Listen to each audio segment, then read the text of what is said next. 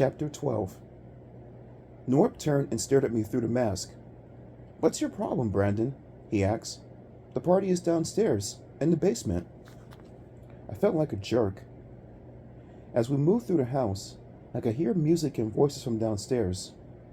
Norb opened the door to the basement stairs, and the noise exploded over us.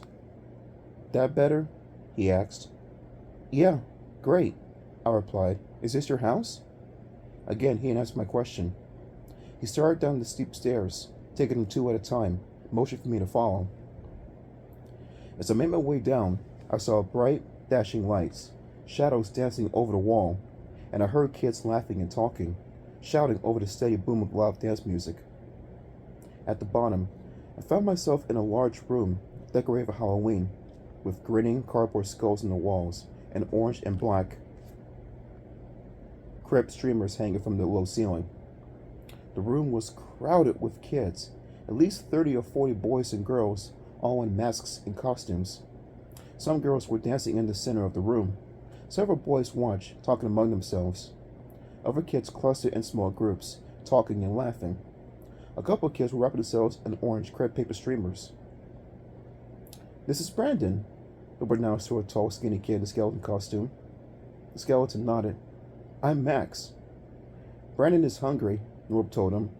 Then he turned and started talking to two girls in witch costumes. "The refreshment table is over here," Max said. He guided me past the dancing kids to a long table with an orange tablecloth. I saw piles of biscuits and donuts, bowls of potato crisps, and two half-eaten pumpkin pies. "Give Brandon a donut," Norb instructed, suddenly appearing at the table. "You like donuts?" Max asked. I nodded. "Yeah, sure. I'm suddenly starving."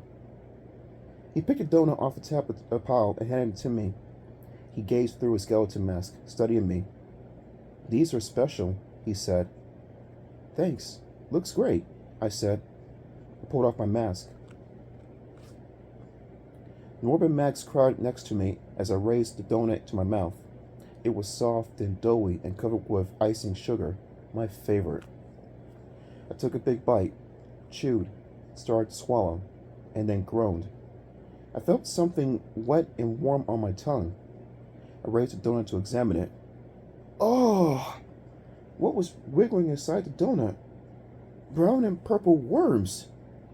I spat the wormy gob out. Worms poked out from my donut, one crawled into my hand. With a cry of disgust, I started to toss the donut down. But Norb grabbed my arm. He forced the donut to my face. "Eat it, Brandon," he ordered. "Go on. Eat the whole thing."